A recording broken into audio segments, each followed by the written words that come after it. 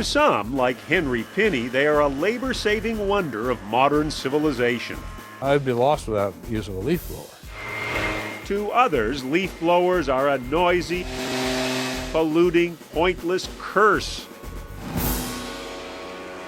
Don't even mention them to actress Julie Newmar. Oh, close the windows, put on the earphones, turn up the music to full volume. In communities across the country, the leaf blower is confronting winds of change. In Greenwich, Connecticut, Gretchen Biggs, an environmental attorney, has been a leader in a campaign to ban the blower. Leaf blowers are used here in Greenwich interminably, excessively, incessantly, all the time. In Orinda, California, near San Francisco, Susan and Peter Kendall feel their home of 15 years is a piece of paradise. The sun rises over Mount Diablo, and it's just magical. And some days, the fog slips over the top from Berkeley. But then, the leaf blowers start up.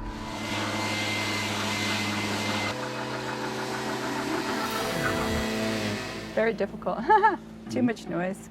For years, the Kendalls suffered in silence. We finally said, we've had enough. Let's write a letter to the editor. As soon as that letter hit, people started looking us up in the phone book and calling our home and saying, right on, Kendalls. I never thought other people had an issue with it. Maya McBride, a mother of 3, was one of many who responded to the Kendalls' letter with a leaf blower grievance of her own. We didn't notice it until maybe about a year into living here, when we realized we couldn't have any birthday parties for our kids on a Saturday.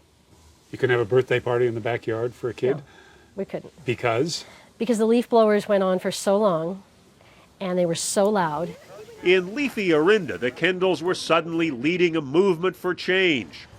This has an acoustic silencer on it right there. Although the city council turned down their first bid for an outright blower ban. So far, the Orinda City Council agrees with me. So far. Henry Pinney is one of the residents staunchly defending his right to bear power tools. I need to use a leaf blower. A broom will not work in my situation, and I don't want to spend three hours a week working with a broom on this. You can see we've got a lot of stuff here. Peter Kendall decided he had to know the enemy. He bought his own leaf blowers, both gas and electric, along with a device to measure the noise. 104, 103.9. Yeah, 103.9. 103.9 decibels. So Wow. right in your ears, too. Sustained exposure to more than 95 decibels can cause hearing loss, but it's not just the noise. Leaf blowers blast out air at 195 miles an hour, greater than the winds in a Category 5 hurricane. And that blows up a lot more than leaves, says Gretchen Biggs in Greenwich, Connecticut. They're not really leaf blowers, they're dust blowers. And they blow up animal feces, mold, allergens, spores. Leaf blower manufacturers who sell 4 million blowers a year in the U.S. have taken note of the campaign across the country to ban them.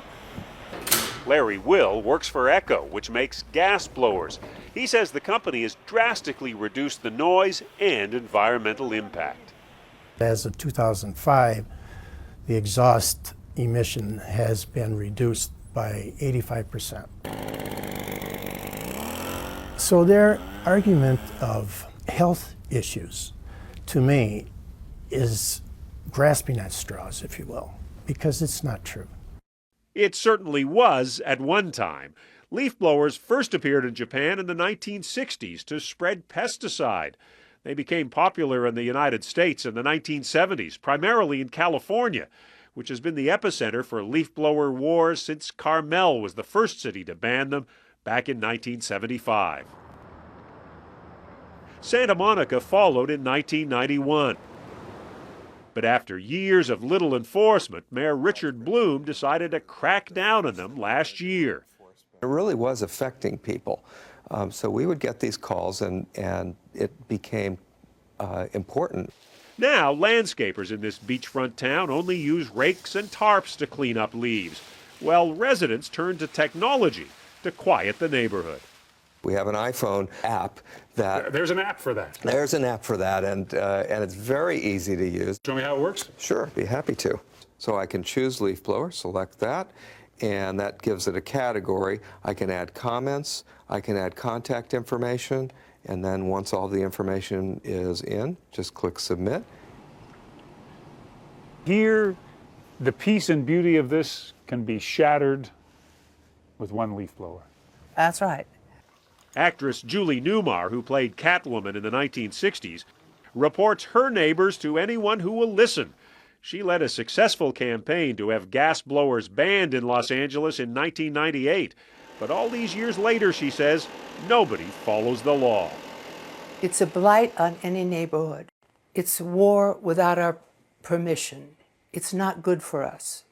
We don't need it. It's not necessary. Get rid of it. Some may see leaf blower wars as a luxury of comfortable suburban neighborhoods in a world with plenty of more serious problems. But those fighting for a little peace and quiet say in a troubled world, this is one problem for which there is an easy solution.